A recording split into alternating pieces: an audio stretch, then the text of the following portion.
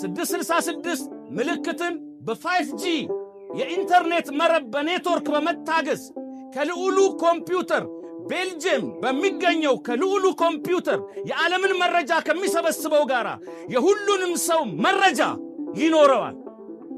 ዓለምን በሙሉ በቴክኖሎጂ በኤሌክትሮኒክስ ሚዲያዎች ተቆጣጥሮ ለራሱ ያሰግዳል፣ ክርስቶስን ያስክዳል። በዛ ሰዓት ማተብ በጥሱ ይባላል። አሁን አውሬው አልመጣም። ለጽድቅ ግን የሰነፍነውን ልጆቹን ተስፋ ሳይቆርጥብን ከዛሬ እኛነታችን ይልቅ የነገ እኛነታችንን አይቶ ሊለውጠን የታገሰን ልዑል እግዚአብሔር ቃሉን ሰብስቦ ስለሚመግበን ለነፍሳችን ልምላሜ የሚሰጠውን የመንፈስ ቅዱስ ጠል ያጠላበትን ወንጌል እንድንማር ስለፈቀደልን ስለረዳን የተመሰገነ ይሁን። ይህ ትምህርት ሕይወታችንን ይለውጣል። አሁን ያለንበትን ሁኔታ ይመረምራል። በመጨረሻም ወደ ራሳችን እንድንመለከት ከእግዚአብሔር እንድንታረቅ ያደርጋል። ሁሉን ሙሉ አድርጎልናል። ራሳችን ካላጠፋን በቀር በምንም ምክንያት አመካኝተን ማምለጥ አንችልም። እግዚአብሔር ያመካኘውን ሰው ይጠይቃል እንጂ ምክንያትን አይጠይቅም። ከምክንያት በላይ ሆነን ቃሉን ልንሰማ ተሰብስበናል። ክብር ለመድኃኔዓለም ይሁን። ኢየሱስም ከመቅደስ ወጥቶ ሄደ። ደቀ መዛሙርቱም የመቅደሱን ግንቦች ሊያሳዩት ቀረቡ። እርሱ ግን መልሶ ይህን ሁሉ ታያላችሁን? እውነት እውነት እላችኋለሁ ድንጋይ በድንጋይ ላይ ሳይፈርስ በዚህ አይቀርም አላቸው። አንደኛው የኢየሱስ ክርስቶስ ትንቢት ነው። ድንጋይ በድንጋይ ላይ አይፈርስም ማለት ውብ ከተሞች በጣም በብዙ ዋጋ፣ በጣም በብዙ ጥበብ፣ በብዙ ኢንጂነሮች፣ በብዙ ምሁራን የተሰሩ የሚያማምሩ ከተሞች፣ የሚያማምሩ አገሮች አሉ፣ የሚጎበኙ አሉ። አሁን ዓለም ሲያልፍ ይሄ ያልፋሉ የሚያስብሉ ውሃ ላይ የተሰሩ ከተሞች፣ ውሃ ላይ የተሰሩ ሆቴሎች፣ ውሃ ላይ የተሰሩ ቤቶች፣ እጅግ የሚገርሙ መንገዶች፣ እጅግ የሚደንቅ መብራት ያላቸው ውብ ድንቅ የሆኑ አገራት አሉ። እነዚህ ሁሉ አገራት እንዲሁ አይቀጥሉም እስከ ምጽአት። የማያልፍ የለም፣ ሰማይና ምድር ያልፋል። ስለሚያልፉ ድንጋይ በድንጋይ ላይ ሳይፈርስ በዚህ አይቀርም ማለት ሕንፃዎች ይደረመሳሉ፣ ቤቶች በእሳት ይጋያሉ።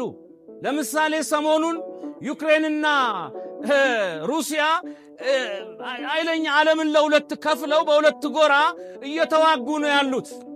በዚህ ውጊያ ውስጥ ሕንፃዎቻቸው በሙሉ የተከፈተ ጥቁር መቃብር ዋሻ መስለዋል።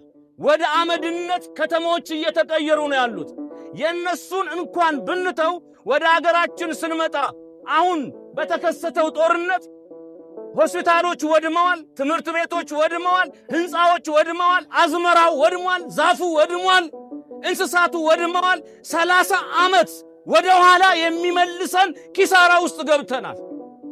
እነ ዝዋይ ምንድነው የሆነው? አንድ አርቲስት ሞተ። በመሞቱ ደስተኛ አይደለንም፣ ነፍሱን ይማር መድኃኔዓለም። ግን በዛ ምክንያት ተደርጎ ብዙ ሆቴሎች ወድመዋል፣ ብዙ ቤቶች ተቃጥለዋል፣ ድልድዮች ፈርሰዋል። ድልድይ አፍርሰን ታክሲ የምንጠብቅ ትራንስፖርት ተቸገርን የምንል ሰዎች ሆነናል። ችግሩን የምናመጣው እኛ፣ የምንጎዳውም እኛ። ራሳችንን ነው የምንጎዳው። መንገድ እያፈረስን፣ ሆቴል እያፈረስን፣ ሥራ አጥ እያበዛን፣ ሀገር እያወደምን፣ እንደ ጀብድ የምንቆጥር፣ መኪና የምናቃጥል፣ መስታወት የምንሰብር፣ ጎማ የምናፈነዳ፣ እኛው የምንማርበትን ትምህርት ቤት አቃጥለን ሕፃናትን ቤት የምናውል፣ ራሳችን እህል አውድመን ስንዴ የምንለምን ሕዝቦች ከሆን ቆይተናል። ይህን ታሪክ እግዚአብሔር ይቀይርልን። ይህ እንግዲህ ከተሞች ይወድማሉ፣ ድንጋዩ ይቆለላል፣ እብነ በረዱ ይሰራል፣ ሕንፃው ይታነጻል። ግን ምን ዋጋ አለው? እነዛ ሁሉ በዓለማችን ላይ ስናይ እየወደሙ ሂሮሺማና ናጋሳኪ ላይ አሜሪካ ጃፓንን እጅ ለማሰጠት በሁለተኛው የዓለም ጦርነት እኮ 2 ከተሞቻቸውን ስታወድም ያንን አውዳሚ የሆነ ኒኩሌር ቦምቡን የጣለው ካፒቴኑ እኮ ወደ ምድር አይቶ ያንተ ያለህ የፈጣሪ ያለህ ምንድነው ያደረግነው ነው ያለው። ምክንያቱም የሰውን አይን የጎለጎለ አካልን የገመሰ የምድርን ከርስ ወደ ውጭ ገልብጦ ያሳየ ፍጥረት የተነፈሰውን በሙሉ ጸጥ ያደረገ ባንዴ ወደ ድሮነት የቀየረ መዓት ስለነበረ ነው። ዛሬ ዓለማችን በሰራችው መሳሪያ እየጠፋች እያለቀች ነው ያለችው። ድንጋይ በድንጋይ ላይ ሳይፈርስ አይቀርም። የክርስቶስ ትንቢት ነው። ምድር ትወድማለች፣ ቤቶች ይጋያሉ፣ ሰዎች ቤት አልባ ይሆናሉ። ሕዝብ ያን ጊዜ የሚያየውን አይቶ ትንቢት እንደደረሰ ይወቅ። ይሄ የመጀመሪያው ትንቢት ነው። ሁለተኛው ትንቢት ደግሞ ምንድነው አለ ክርስቶስ። ከዛ በኋላ እንዲህ አላቸው፣ እርሱም በደብረ ዘይት ተቀምጦ ሳለ ንገረን፣ ይህ መቼ ይሆናል? የመምጣትና የዓለም መጨረሻ ምልክቱ ምንድነው ነው? አሁን ዓለም የምትፈጸምበት ቀጠሮ ተይዞላታል። ወደርንም ጠላንም ዓለም ታልፋለች። ቋሚ ሆኖ የሚቀር የለም። እኛም በማለፍ ላይ ያለነው። ዓለም ደግሞ በጣም ታልፋለች። መቼ ነው ዓለም የምታልፈው? ድጋሚ የምትመጣው? ከመቃብር አንስተህ ነጭ አልብሰህ በቀኝ አቁመህ የዘላለም ቤት ደስታ ይሄ ነው ብለህ የምትሰጠን መቼ ነው? በቃ ይቻለም መጨረሻዋ መቼ ነው ብለው ጠየቁት። ኢየሱስም እንዲህ አለ፣ ማንም እንዳያስታችሁ ተጠንቀቁ። ማንም እንዳያስታችሁ። ብዙዎች እኔ ክርስቶስ ነኝ ብለው ይመጣሉ። ሁለተኛው ይሄ ነው። ማንም ሰው በማናቸው መንገድ አያስታችሁ፣ እኔ ክርስቶስ ነኝ ብለው ይመጣሉ።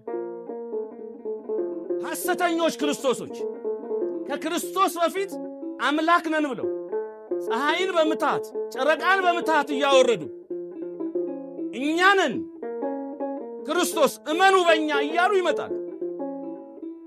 ይሄን ከዚህ በፊት በዓለም ታሪክ አሜሪካ ውስጥ ዴቪድ ኮሬሽ 12 ደቀ መዛሙርት 36ቱን ቅዱሳት አንስት 72ቱን አርድእት 120 ቤተሰቦችን ሰብስቦ እኔ ክርስቶስ ነኝ ብሎ ከአሜሪካ ወታደሮች ጋር ሲዋጋ ሞቷል። ሻባታይ ቬዢ የሚባል አንድ እስራኤላዊም ተነስቶ እኔ ክርስቶስ ነኝ ብሎ አልፏል። ናይጄሪያ ውስጥ ሳትጉሩ ማሃራጂ የሚባል ሰው እኔ አለ በመጀመሪያ ድሮ ተገልጫለሁ፣ እግዚአብሔር አብ ሆኜ ተገልጫለሁ። ያን ጊዜ መጥቼ ሰው ስላላወቀኝ እንደገና ብዬ ተወልጄ ኢየሱስን ሆኜ መጣሁ። 126 ሚስቶች ነበሩት ተራራ ላይ። እንግዲህ ይሄ አይሴማ ሊቀ መንበር ነው የሚባለው እንጂ ባል አይደለም። እዛ ላይ ሰብስቦ እኔ ክርስቶስ ነኝ ብሎ እርሱም በማይሆን አሟሟት ሞቷል። የሌላውን ተውት። ሀገራችን ውስጥ በአፄ ልምረ ድንግል እኔ ክርስቶስ ነኝ ብሎ መጣ። አንተ ክርስቶስ ነህ አሉት ንጉሡ። አዎ። ኢየሱስ የድንግል ማርያም ልጅ? አዎ። እውነት ግን ነው? አዎ። እንግዲያስ ትንቢቱ የሚለው ክርስቶስ ይሰቀላል ነውና ብለው ወስደው ሰቀሉት። ትንቢቱ እንዲፈጸም ማለት ነው። እና ብዙዎች በክርስቶስ ስም መጥተዋል። ዘውድ አላቸው፣ እጃቸው ላይ ግን ችንካር የላቸው። ገለውን ሊኖሩ እንጂ ሞተውልን ሊያኖሩን አይደለም። ክርስቶስ ግን እሱ ሞቶ እኛን ሊያኖረን ነው የመጣው። ፍቅርን ይዞ ነው የመጣው። በፍጹም ትህትና ራሱን ባዶ አድርጎ ለሌሎች ይኖር ነው የመጣው። የሆነው ነገር ይሄ ነው። ብዙዎች በስሜ አለ ይመጣሉ። አሁንም እንደሚመጡ ታውቃላችሁ። እስራኤል ውስጥ አሁን ክርስቶስ መጥቷል ብለው ስለማያምኑ እስራኤላውያን ምንድነው የሚሉት? እኛ ኢየሱስን እሱ መንግስት መስርቶ ከሮማውያን ባርነት ነፃ የሚያወጣ ወታደር ይዞ አሰልጥኖ አፈሙዝ ይዞ በምድር ላይ የሚነግስ እስራኤልን ሉዓላዊ ቁጥር 1 ቁንጮ ሀገር ያደርጋል ብለው ስለሚያምኑ ቆነጃጅት ሴቶችን 15 ዓመት ያልሞላቸውን እየመለመሉ ምናልባት ከዚች ወይ ከዛች ይወለዳል ብለው በአዳራሽ ውስጥ ሴቶችን በመንከባከብ ላይ ናቸው። ክርስቶስ ግን ተወልዷል፣ ወርዷል፣ ሞቷል፣ ተነስቶ አድርጎ ድጋሚ ሊመጣ ዓለም ልትፈጸም ነው። ትውልዱም እየጠየቃቸው ነው። ትንቢት ተፈጽሟል፣ ዝም ብላችሁ ነው እያላቸው ነው። አሁን ማን ይቀራል? መጨረሻ ላይ ሐሰተኛው ክርስቶስ እስራኤል ውስጥ ይወለዳል።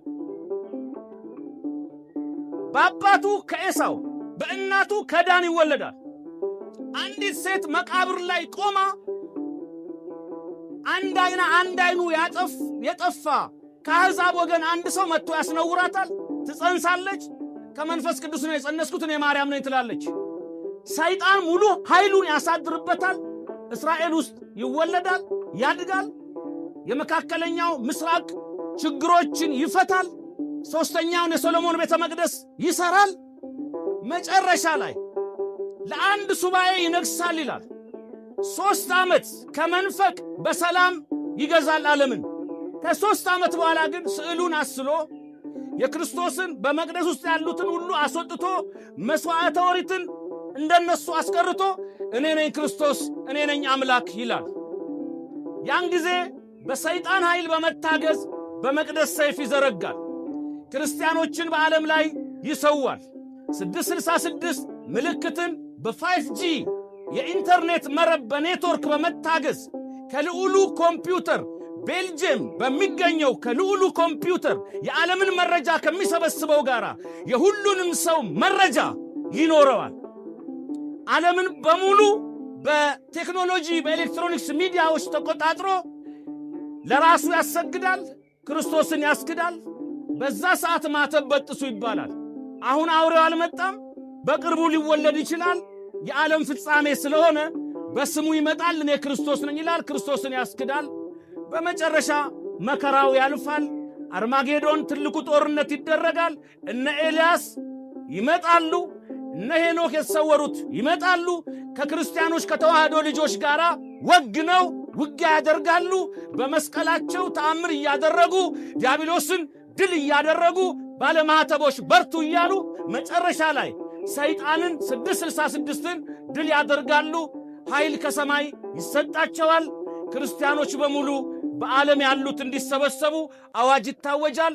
ሰማይ በመብረቅ እየታረሰ ቅዱስ ሚካኤል አዋጅ እያወጀ ክርስቶስ ኢየሱስ የድንግል ልጅ ይመጣል፣ ይሰበስበናል፣ ሁላችንንም መንግሥቱን ውረሱ ይለናል። ለዛ ክብር እግዚአብሔር ያብቃል። ብዙዎች በስሜ ይመጣሉ ያለው በክርስቶስ ስም የሚመጡትን ነው። እየመጡ ናቸው። አሁንም ቀጣይ የሚመጡ አሉ። ቀጥተኛ የሰይጣን አምባሳደርና እንደራሴ ወኪል ግን 666 ሰው የሆነ ግን የክርስቶስ ተቃዋሚ ነው።